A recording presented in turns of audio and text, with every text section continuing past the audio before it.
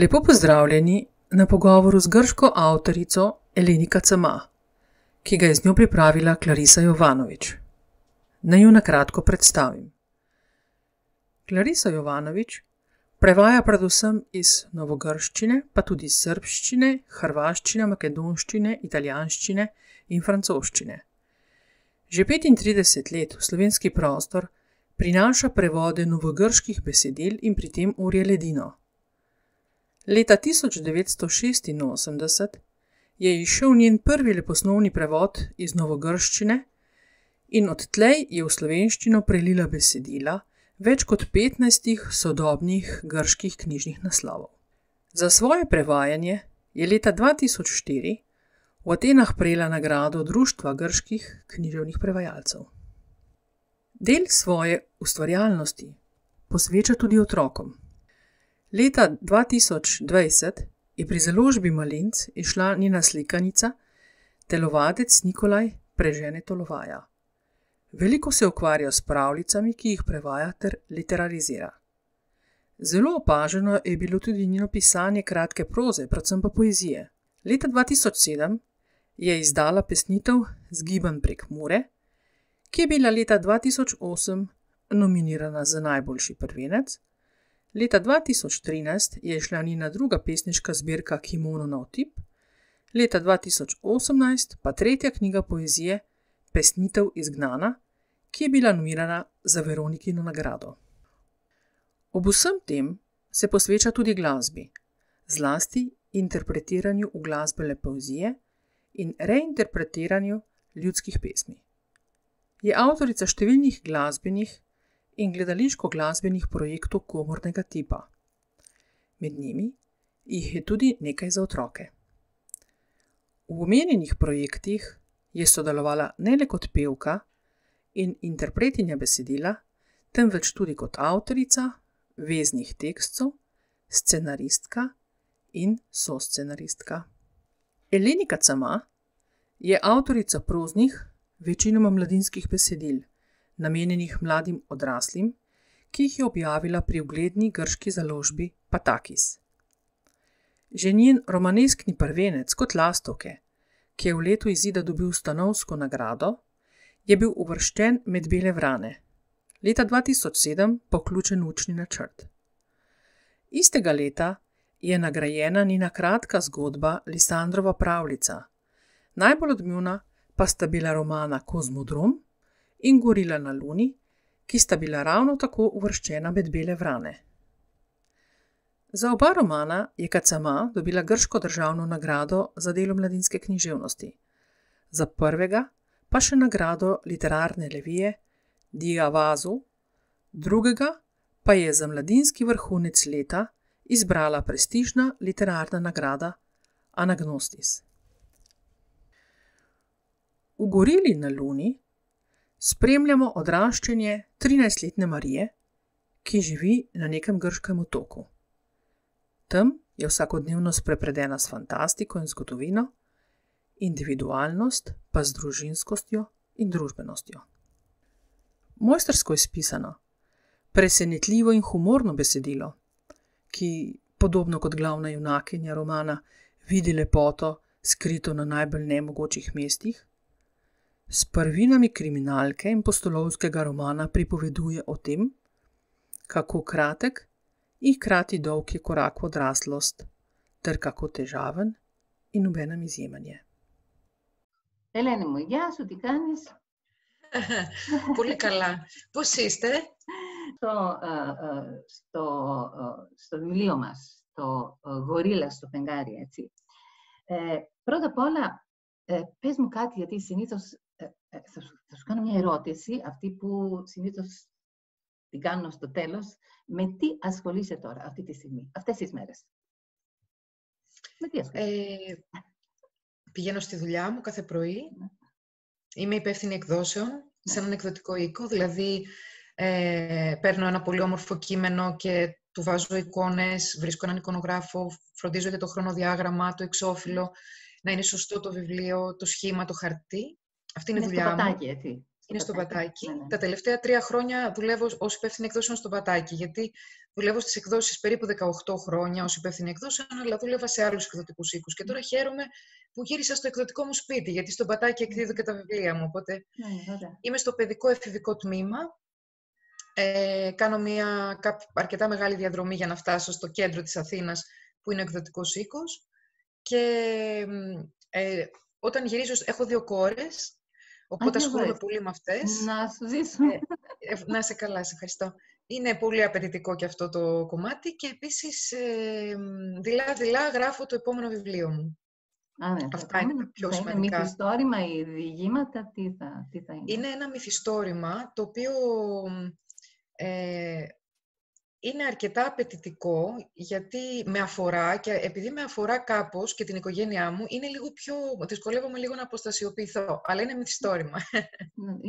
Γιατί θα είναι το 4ο μυθιστόρημα, το 5ο, γιατί εγώ ξέρω μόνο τους τίτλους και δεν μπορούσα, έψαξα, αλλά δεν... Κατάλαβα ότι 3 μυθιστορήματα έγραψε σίγουρα και τα άλλα δεν ήμουν σίγουρη αν είναι διηγήματα ή είναι μυθιστόρημα. Λοιπόν, ποιο μυθιστόρημα θα είναι αυτό? Δηλαδή, πρέπει να είναι αυτό. Κοίτα, το πρώτο μου βιβλίο έχει τίτλο «Σαν τα χελιδόνια». Το έγραψα, είναι μια νουβέλα, μυθιστορηματάκι, είναι για εφήβους, για παιδιά από 5η δημοτικού και άνω. Οπότε είναι ένα μυθιστόρημα που το έγραψα όταν ήμουν πριν αρκετά χρόνια. Ύστερα ακολούθησαν 2 βιβλία, ένα μυθιστόρημα, μια συλλογή διηγημάτων και στη συνέχεια πήγα στο Κοσμοδρόμιο που είναι συλλογή διηγημάτων, στο Γορίλα στο Φεγγάρι, στο Σκλαβάκι της Κνωσού που είναι και αυτό μυθιστόρημα και τώρα έγραψα και 3 παραμύθια για παιδιά. Τα οποία παραμύθια, πολύ μεγάλο ενδιαφέρον το παραμύθι, γιατί εγώ δεν είχα ασχοληθεί ως συγγραφέας με αυτό και σκέφτηκα μια ιδέα, τις ζωές των μεγάλων συγγραφέων, όπως ας πούμε ο Ντίκενς, ο Θερβάντες, ο Εξιπερί, όταν ήταν παιδιά. Πώς δηλαδή γνώρισαν, και είναι εικονογραφημένα εξαιρετικά από 2 Έλληνες εικονογράφους. Ο Βασίλης ο Σελιμάς κάνει τα τελευταία βιβλία, τα 2, έχει εξαιρετικό ταλέντο. Και είναι στην ουσία αυτή η τεράστια και αγαπημένη συγγραφής της παγκόσμιας λογοτεχνίας όταν ήταν παιδιά. Και πώς από όταν ήταν παιδιά γνώρισαν τους κεντρικούς ήρωες, τους οποίους έγραψαν αργότερα. Δηλαδή ο Ντίκενς το Σκρούτζ, ο Θερβάντες το Δον Κιχώτη και ο Εξιπερί το Μικρό Πρίγκιπα. Και είναι παραμύθια για παιδιά που δεν είναι για πολύ μικρές ηλικίες, γιατί έχει αρκετό κείμενο. Αλλά αυτά είναι τα τελευταία βιβλία που έχω γράψει και εκδώσει. Λοιπόν, όσον αφορά το Γορίλα στο Φεγγάρι, από πού η ιδέα?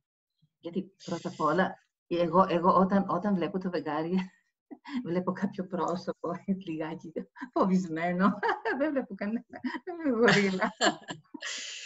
Όταν ήμουν μικρή, περνούσα τα παιδικά καλοκαίρια της ζωής μου 3 μήνες στην Κρήτη, στο σπίτι της γιαγιάς μου, σε ένα χωριό ορεινό, στις ρίζες του Ψιλορίτη, έξω από το Ρέθυμνο.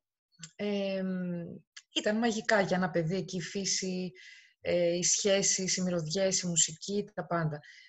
Τα μεσημέρια λοιπόν υπήρχε μια σιέστα, ας πούμε, έπρεπε μια ξεκούραση και πριν κοιμηθώ γενικότερα το βράδυ υπήρχε ένα μικρό κάδρο στον τοίχο, το οποίο πρέπει να είναι μια είδους φωτογραφία ή αντίγραφο από κάπου, κάποιο πίνακα. Δεν ξέρω από ποιον. Και υπήρχε ένας γορίλας, ο οποίος έβγαινε αγριεμένος ανάμεσα από τα φυλλώματα μιας ζούγκλας. Ήταν λοιπόν ένα τεράστιο ζώο, τρομερά θυμωμένο. Και θυμάμαι, επειδή χάζευα όλες αυτές τις εικόνες που είχε η γιαγιά μου γύρω-γύρω στους τοίχους, και κάπως τρόμαζα λίγο με αυτό το γορίλα που εμφανιζόταν ξαφνικά σε ένα κάδρο. Και φαίνεται πως αυτή η εικόνα, που έχω και πάρα πολλά χρόνια να την δω, η γιαγιά μου πέθανε και έχω πολλά χρόνια να πάω στο σπίτι, φαντάζομαι ότι δεν θα υπάρχει καν πια αυτό το μικρό καδράκι, κάπως ερέθιζε τη φαντασία μου. Και όταν πέρασαν πολλά χρόνια, το θυμήθηκα, το είχα πάντα μέσα στο μυαλό μου. Και έτσι ήθελα πολύ να το χρησιμοποιήσω. Αυτό το συναίσθημα του φόβου, αλλά και της απειλής, του φανταστικού. Και τώρα, πώς έγινε στο φεγγάρι, γιατί στην ουσία είναι το φεγγάρι αναπαριστά, ας πούμε, τα όνειρά μας, την ποιητικότητά μας, το φανταστικό μας, το ανεξερεύνητο, το μακρινό, το τόσο κοντινό, τόσο πάλι. Οπότε, στην ουσία αυτές ήταν φαντάζομαι, οι συνειρμοί που με οδήγησαν να φτιάξω αυτόν τον τίτλο. Ωραία, και η Τζουν, ποια είναι αυτή, γιατί αυτή, τι παριστάνει, τι εκπροσωπεύει, ας πούμε, αυτή η Τζουν. Για πες, η τίγρη. Σε αυτό το πίνακα, σε αυτή τη φωτογραφία, θυμάμαι ότι, και πάλι η φαντασία μπορεί να φτιάχνει παιχνίδια, ότι ανάμεσα, γιατί ήταν μια ζούγκλα πολύ με δέντρα, σαν τον Αμαζόνιο, ας πούμε. Και εκεί απανάμεσα και πίσω και ανάμεσα στα φυλλώματα, μου φαινόταν ότι υπήρχε μια τίγρης. Δεν μπορούσε ο γορίλας να είναι μόνος του άλλωστε, σε ολόκληρη τη ζούγκλα. Υπήρχε ένα ζώο το οποίο και φοβόταν και προσπαθούσε να επιβιώσει. Και ήταν και το alter ego, στην ουσία, της πρωταγωνίστριας, της Μαρίας. Ναι, αυτό ήθελα να ακούσω, ναι.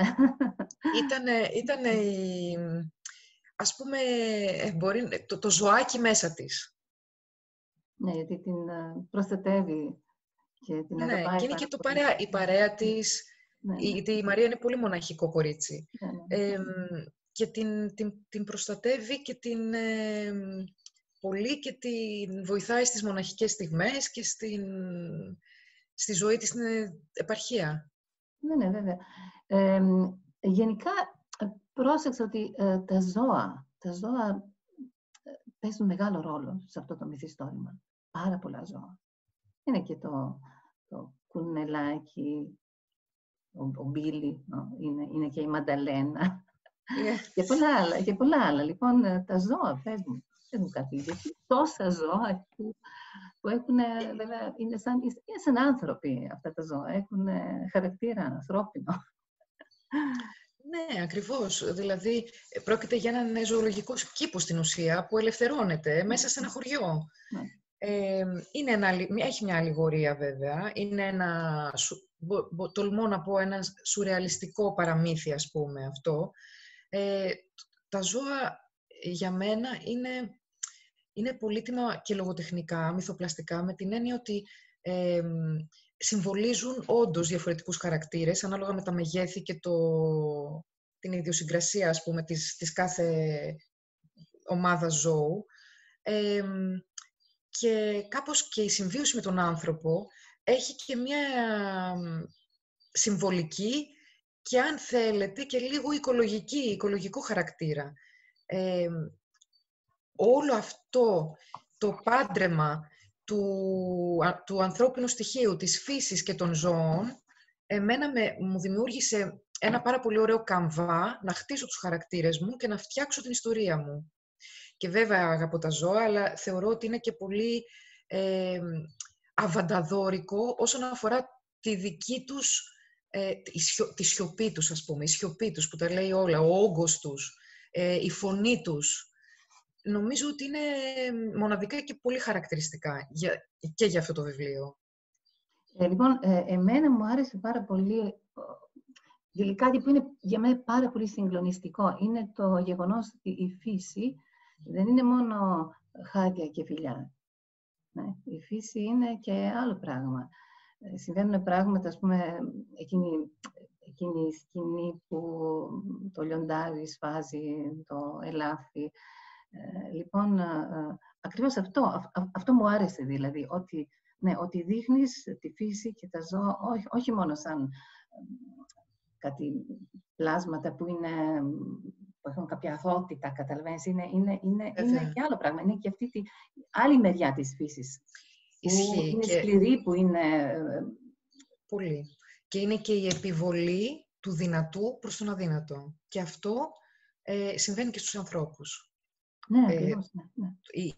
Φυσικά στα ζώα υπάρχουν νόμοι, δηλαδή, και φυσικά το πιο μεγάλο, και σήμερα το πρωί υπήρχε ένα ντοκιμαντέρ το οποίο ήταν εξαιρετικό στη θάλασσα και πώς ας πούμε τα μεγάλα ζώα, τα μεγάλα ψάρια τρώνε τα μικρά και πόσο απροστάτευτα είναι τα μικρά. Αυτό έχει καθρεφτίζει και τη ζωή των ανθρώπων με έναν τρόπο. Δηλαδή, ναι, συμβαίνει ο άνθρωπος που έχει μία εξουσία, γιατί περί αυτού πρόκειται. Δεν πρόκειται για έναν άνθρωπο ο οποίος είναι 200 κιλά μπροστά σε έναν άνθρωπο που είναι 20.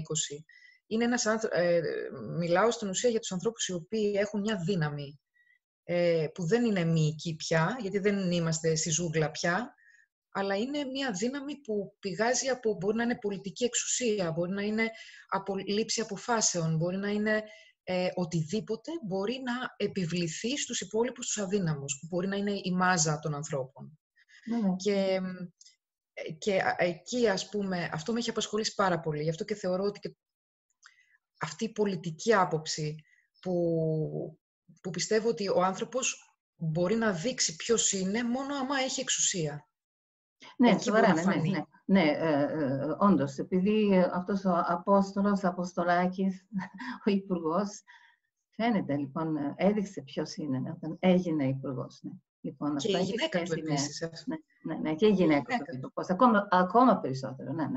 Λοιπόν, η εξουσία είναι, ναι, δείχνει... Είναι αδιφάγα, τρομακτικό τι μπορεί να κάνει σε έναν άνθρωπο που φυσικά δεν έχει φραγμούς. Και εδώ στην Ελλάδα η φύση είναι και επεκτατική και κυριαρχική και είναι και... Υπάρχει ματαιοδοξία, φυσικά, αλλά ελπίζω να θέλουμε όλοι κάθε μέρα να γινόμαστε καλύτεροι άνθρωποι, γιατί έχουμε και ευθύνη απέναντι στους άλλους, στον εαυτό μας, στα παιδιά του κόσμου. Και είναι και λίγο τρομακτικό τι μπορεί να κάνει ο άνθρωπος για το χρήμα, τη δόξα, την εξουσία. Είναι λίγο τρομακτικό. Εδώ στην Ελλάδα έχουμε περάσει αρκετά διεφθαρμένη πολιτική. Έχουμε υποφέρει όλοι και στην κρίση και με το τραπεζικό σύστημα, με το χρηματιστήριο, με τους πολιτικούς οι οποίοι άρπαζαν. Και η διαφθορά δηλαδή είναι κάτι πολύ γνώριμο στην Ελλάδα. Ναι, είναι η ευθύνη αυτή. Αυτό είναι πάρα πολύ σπουδαίο και νομίζω ότι θα έπρεπε να το πούμε και να το λέμε, όχι να το πούμε, να το λέμε συνεχώς και στα παιδιά μας. Η ευθύνη. Λοιπόν, ό,τι κάνεις, να το κάνεις με κάποια ευθύνη. Γιατί... Να έχεις ευθύνη των συνεπειών, γιατί αυτό που κάνεις έχει συνέπειες. Πάντα, ναι. Ας πούμε δύο λόγια για τη Μαρία, ας πούμε. Η Μαρία είναι η ηρωίδα. Είναι εξαιρετικά έξυπνο κορίτσι. Είναι και πολύ απομονωμένο κορίτσι. Λοιπόν, οι σχέσεις της με τη μητέρα της δεν είναι και πολύ καλές, αλλά αυτό στην εφηβική ηλικία δεν είναι κάτι το πολύ ασυνήθιστο, ας πούμε. Αλλά παρόλα αυτά, λοιπόν, η Μαρία δεν φωνάζει τη μητέρα της μάνα, μητέρα, τέλος πάντων, μαμά, αλλά τη φωνάζει με το μικρό της το όνομα. Το ονοματεπώνυμό της. Ναι, ακόμα καλύτερα, ναι. Καλύτερα δηλαδή. Πες μου κάτι για τη Μαρία. Η Μαρία είναι έξυπνη, αλλά είναι και ελαφροίσκιωτη λίγο. Δηλαδή έχει και αυτό το στοιχείο, επειδή μεγάλωσε σε μια επαρχία, σε ένα χωριό, χωρίς πατέρα. Και χωρίς να ξέρει τι είχε γίνει ο μπαμπάς της. Οπότε και επίσης η μητέρα της, για να μην στα ρίχνουμε όλα πάνω της, είναι μια γυναίκα, υποθέτω 45άρα ας πούμε, νεότατη δηλαδή, δεν είναι καμιά μεγάλη γυναίκα, είναι νέα, η οποία μεγάλωσε χωρίς τον άντρα της. Και μεγάλωσε χωρίς τον άντρα της και όχι μόνο αυτό, που εκείνος μαθαίνουμε κάποια στιγμή ότι είχε σηκώθει και είχε φύγει. Δεν είναι απλό να είσαι στην επαρχία, σε ένα χωριό, και να μεγαλώνεις μόνη σου ένα παιδί που το βλέπεις και λίγο έτσι αυτό όπως είναι, με όλη την ανησυχία και όλη... Είναι μια μειονεκτική θέση που έχει η μαμά της και που έχει και η κόρη της αντίστοιχα. Και έχει και τα νεύρα της. Είναι θυμωμένη γυναίκα, είναι πολύ θυμωμένη. Δεν της ήρθε η ζωή όπως την ήθελε, δεν την είχε φανταστεί έτσι. Κουβαλάει λοιπόν και εκείνη τα δικά της, τα οποία γι' αυτό και δεν έχει καμία υπομονή σε σχέση με την κόρη της τη Μαρία. Της χρεώνει πάρα πολλά πράγματα, της χρεώνει Όταν βέβαια στην πρώτη σκηνή καίει το σπίτι η Μαρία, έχει και τα δίκια της η μητέρα. Εν πάση περιπτώσει, είναι ένα παιδί το οποίο ακριβώς δεν έχει την κατανόηση από το σπίτι, δεν μπορεί να συζητήσει με κανέναν. Είναι και λίγο αλόκοτη, φοράει τα γυαλιά, την κοροϊδεύουν τα παιδιά. Ψάχνει να βρει την ησυχία της, ψάχνει να βρει τον εαυτό της και ταυτόχρονα ξετυλίξει το κουβάρι της οικογένειάς της. Τι έγινε, τι συμβαίνει με τον πατέρα της. Και σιγά σιγά αυτό το κουβάρι ξετυλίγεται. Είναι έτοιμη να μάθει την αλήθεια. Ναι, γιατί στην πραγματικότητα πρόκειται για μια οικογενειακή τραγωδία. Δεν είναι τα πράγματα έτσι. Όταν αρχίζεις να διαβάζεις το μυθιστόρημα, ίσως τα βλέπεις έτσι απλά, λοιπόν, αυτή η Μαρία που είναι δύσκολη και αυτή η μητέρα που είναι πάντα θυμωμένη, αλλά μετά καταλαβαίνεις ότι δεν είναι, λοιπόν, πρόκειται για μια τραγωδία, πράγματι, πρόκειται. Είναι αλήθεια. Και γενικά στην ελληνική επαρχία υπάρχουν πάρα πολλές τραγωδίες που είναι γνωστές. Τα σπίτια γενικά χτυπιούνται. Θέλω να πω, η μοίρα, αυτό που λέγαμε το κάρμα κάθε οικογένειας είναι ζώρικο. Και στην Κρήτη ειδικά, η Κρήτη είναι ο τόπος καταγωγής μου και ο τόπος που διαδραματίζεται η ιστορία, είναι ένα αρκετά δύσκολο μέρος. Θέλω να πω, ναι. Λοιπόν, ο άλλος πρωταγωνιστής, ο Ανδρέας, είναι καλό παιδί, αλλά έχει και αυτός πάρα πολλά προβλήματα. Θεωρώ ότι γενικά πολύ δύσκολα πράγματα από την παιδική του ηλικία, ας πούμε. Παιδική του, ναι. Και πόσο αλήθεια μας διαμορφώνει η οικογένειά μας για το ποιοι θα γίνουμε. Ναι. Δηλαδή το υλικό είναι πάντα καλό. Εγώ δεν νομίζω ότι υπάρχει κάποιο παιδί που είναι κακό. Ακόμα ας πούμε και ο νταΐς του σχολείου κουβαλάει ένα βαρύ φορτίο πίσω του. Ναι, σίγουρα.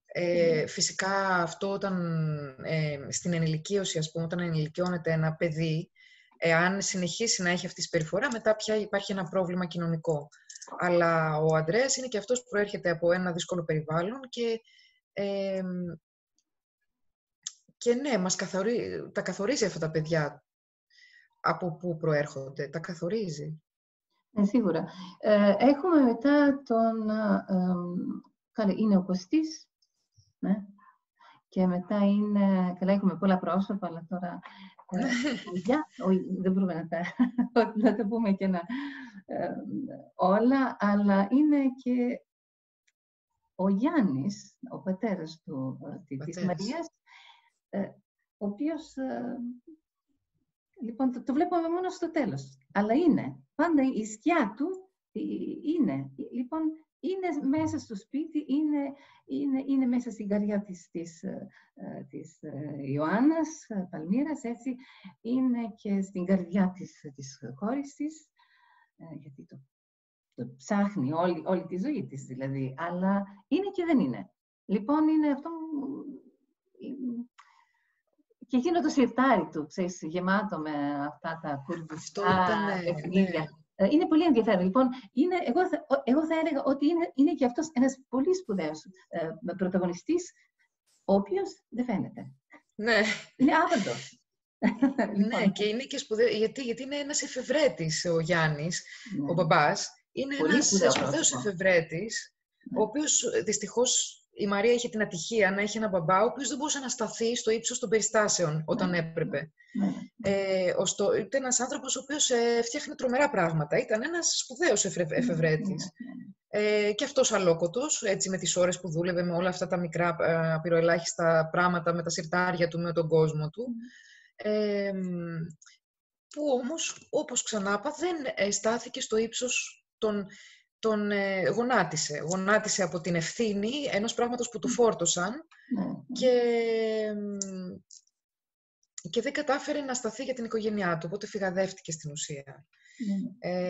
Εγκατέλειψε, σήκωσε τα χέρια ψηλά, δεν το άντεξε. Πολύ τραγικό αυτό, ναι, το γεγονός. Ναι. Πολύ τραγικό, λέω. Πολύ, ναι. Βέβαια.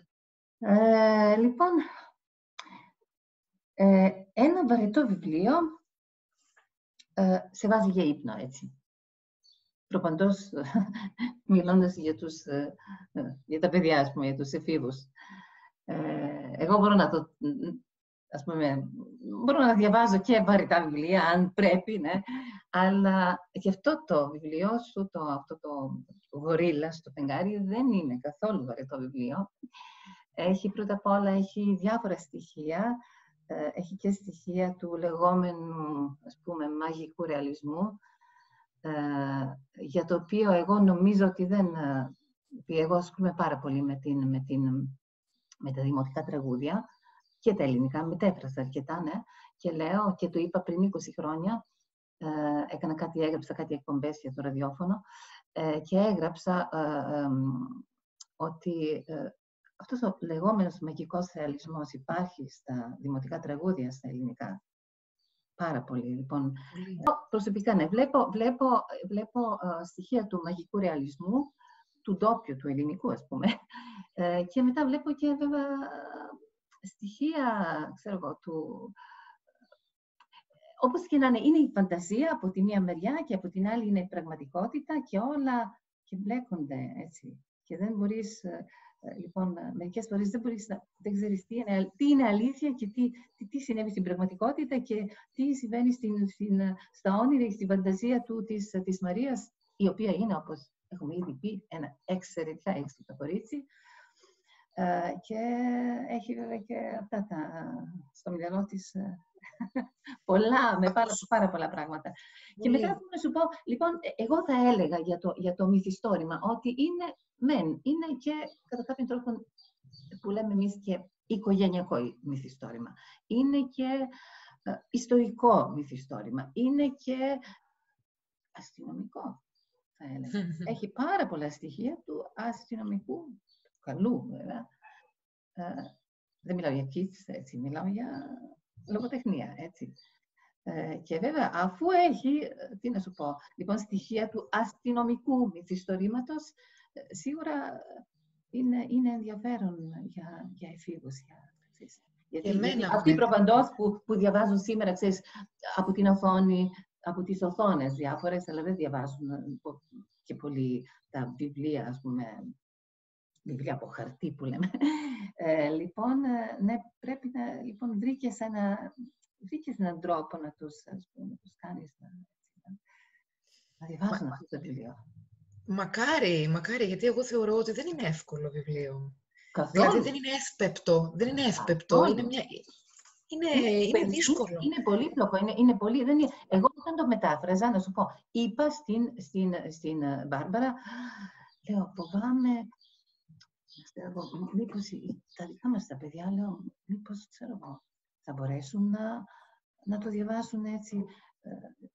Και επειδή βγήκε το βιβλίο μόνο πριν 3 μήνες, δεν ξέρουμε ακόμα, καλά, έχουμε 2 κριτικές, πολύ καλές βέβαια, αλλά τις κριτικές τις γράφουν, τέλος πάντων, ξέρετε, όπως οι άνθρωποι οι οποίοι ασχολούνται με λογοτεχνία.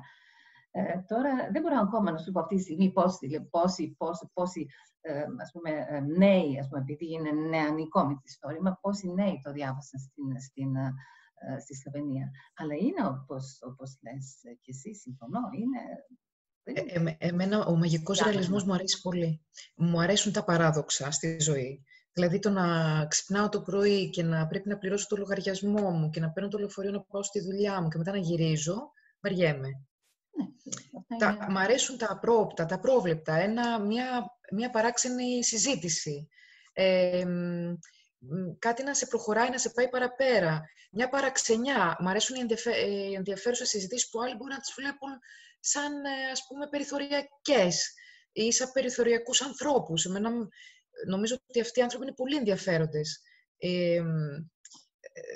Ο μαγικός ρεαλισμός είναι σπουδαίος. Μεγάλωσα με τα δημοτικά τραγούδια που μου έλεγε και η γιαγιά μου, με τον Ερωτόκριτο και την Αρετούσα, με αυτά τα σπουδαία τραγούδια, στίχους αγνώστων ανθρώπων που απλά αγαπούσαν την ποίηση και βρίσκω και συναρπαστικά τα μυστήρια. Δηλαδή, μ' αρέσει να τα λύνω και μ' αρέσει να είναι στη ζωή μας με έναν τρόπο ψυχαγωγικό, όχι κινδύνου, αλλά με έναν τρόπο να μας προχωράνε. Οπότε, και εγώ αναρωτιόμουν γράφοντάς το και προσπαθούσα, θυμάμαι τότε πήγαινα με το ποδήλατο στη δουλειά, δούλευα πιο κοντά, όχι στο κέντρο της Αθήνας, και έτρεχα με το ποδήλατο να πάω στη δουλειά κάθε πρωί και μετά να γυρίσω και έλεγα μέχρι να φτάσω πρέπει να βρω τη λύση σε αυτό το πρόβλημα που έχω με το γορίλα. Δηλαδή, θυμάμαι ότι με τον Αντρέα είχα θέμα. Πού μένει ο Αντρέας, ας πούμε, πού έμενε, πώς εμφανίζεται, πού χάνεται, ποιος είναι, τι κάνει εκεί. Θυμάμαι ότι στη διαδρομή πάντα υπήρχε ένα εγκαταλειμμένο τροχόσπιτο. Στο δεξί μου χέρι, καθώς έτρεχα εκεί μια ανηφοριά, περνούσα κάθε μέρα, δηλαδή χρόνια. Επειδή ο γορίλας μου πήρε περίπου 3 χρόνια να το γράψω, παράλληλα και με άλλα πράγματα. Και κάποια στιγμή γυρνάω και βλέπω τους μουσαμάδες στα παράθυρα, γιατί ήταν σπασμένα, οπότε είχαν καλύψει με μουσαμάδες. Μια μέρα βρήκα μια απλωμένη κάλτσα. Και λέω, αυτό δεν είναι εγκαταλειμμένο. Κάποιος ήρθε και άπλωσε τα ρούχα του, κάποιος μένει μέσα. Και σκέφτηκα ότι αυτό είναι το σπίτι του Αντρέα. Δηλαδή, εκεί μένει ο Αντρέας, σε ένα εγκαταλειμμένο τροχόσπιτο που δεν θέλει να ξέρουν ότι μένει εκεί, αλλά που προδόθηκε γιατί έβγαλε τις κάλτσες του να στεγνώσουν. Πετάει το βιβλίο από το ένα σημείο στο άλλο. Δηλαδή, πάρε τη δεκαετία του 60, το πρώτο βήμα στο φεγγάρι, που μπορεί και να μην έγινε. Πάρε τις ανασκαφές, ένα τεράστιο κεφάλαιο,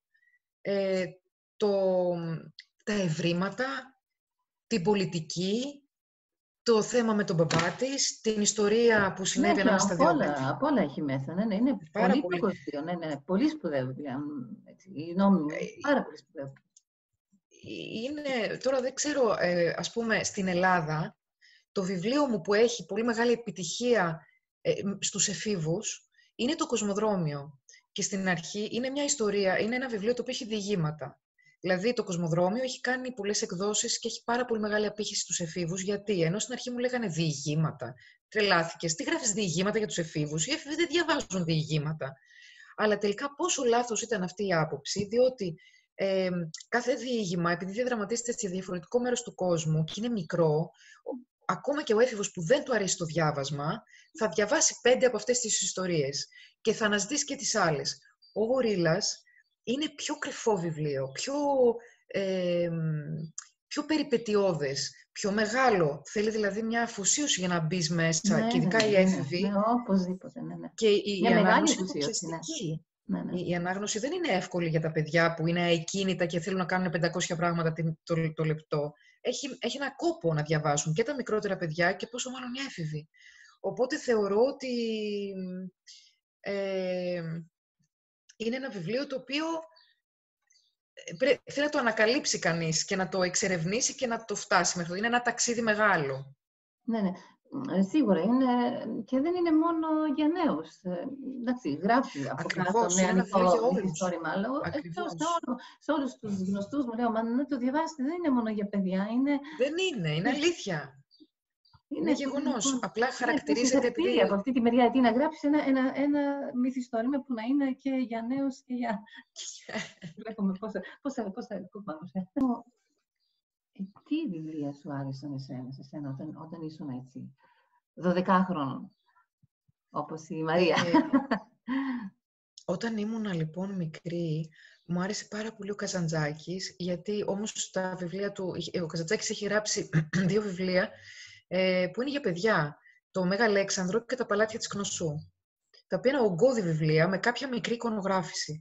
Τα είχα ανακαλύψει λοιπόν ευτυχώς και μου είχαν αρέσει πάρα πολύ.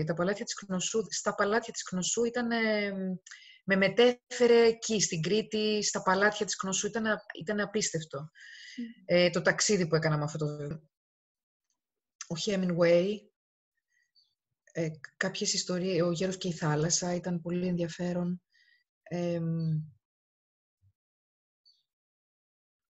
Και τώρα αυτή τη στιγμή από ας πούμε νεανική λογοτεχνία, ποια βιβλία μ' αρέσουν, ας πούμε, ποια βιβλία διαβάζω? Μ' αρέσει να διαβάζω νεανική λογοτεχνία, μ' αρέσει να διαβάζω και παραμύθια, μ' αρέσει να διαβάζω όλα τα είδη. Είναι φανταστικά να μπαίνεις σε αυτούς τους κόσμους, τους υπέροχους. Τώρα, εγώ θαυμάζω πάρα πολύ τη συγγραφέα της Πίπης της Φακιδομήτης. Την ξέρεις σαν τίτλο, Πίπη Φακιδομήτη? Ναι, το ξέρω πώς είναι. Είναι κλασικό βιβλίο και είναι απίστευτη αυτή. Εμείς λέμε Πίκα Νογδίτσκα. Ναι. Είναι στα σλοβενικά, ναι. Είναι θαυμάσια και θαυμάζω τους χαρακτήρες αυτούς που είναι τόσο ατίθασοι στα βιβλία και τις συγγραφείς που τους σκέφτηκαν. Μπράβο της, δηλαδή είναι αξεπέραστη. Δεν μου λες, εσύ μεταφράζεις επίσης, έτσι? Είδα ότι όχι, κάνω επιμέλειες. Δεν μου αρέσει. Δεν θέλω να κάνω μετάφραση, γιατί δεν μπορώ να το πιάσω. Ναι, έκανες επιμέλειες. Ναι, καλά. Βασανίζομαι δηλαδή με τη μετάφραση, κάπως να πιάσω αυτό και όλο μου ξεφεύγει και δεν θέλω. Ενώ η επιμέλεια είναι πιο μαλακή. Πολύ δύσκολη. Αλήθεια σας λέω, εγώ σε σκεφτόμουν. Λέω, δεν με ρώτησε σχεδόν τίποτα για το βιβλίο, δηλαδή από απορίες και αυτά τα κατάφερες πολύ καλά. Καλά, μεταφράζω εδώ και 30 χρόνια και γράφω επίσης, αλλά γράφω ποίηση προφανώς.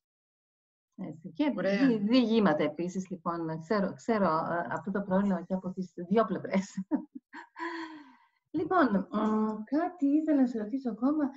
Εσύ, λοιπόν, αν κάποιος σου ζητούσε να κάνεις, ας πούμε, διαφήμιση για το γορίλα στο φεγγάρι, γιατί χωρίς διαφήμιση δεν γίνεται τίποτα, έτσι, τι θα έλεγες με 2-3 λόγια, έτσι?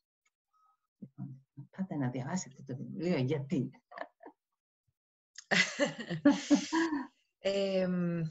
Θα έλεγα, πολύ δύσκολη ερώτηση πρέπει να σου πω, θα έλεγα ότι είναι ένα βιβλίο το οποίο θα σε βοηθήσει να απαντήσεις σε μία απορία που δεν είχες λύσει ποτέ ως εκείνη τη στιγμή. Ωραία, πολύ ωραία. Δηλαδή, στην πραγματικότητα, στην ουσία αυτό είναι το ταξίδι της Μαρίας. Δηλαδή, από την αρχή, αλλά επειδή αυτός στον οποίο θα διαφημιστεί το βιβλίο δεν ξέρει την ιστορία της Μαρίας, η Μαρία ξεκινάει ως εντελώς αθώα, ανίδε για το τι την περιμένει στο τέλος και καταφέρνει να λύσει το μεγαλύτερο γρίφο της ζωής της. Τη μεγαλύτερη απορία που και η ίδια δεν τολμούσε ποτέ να πει στον εαυτό της. Και μαζί της κάνουμε και εμείς ένα ταξίδι και ο αναγνώστης πιστεύω ότι θα απαντήσει και ο ίδιος σε μια απορία που ήταν σχεδόν όλη του τη ζωή ένα άλυτο μυστήριο. Αυτό. Ωραία. Πολύ ωραία διαφήμιση.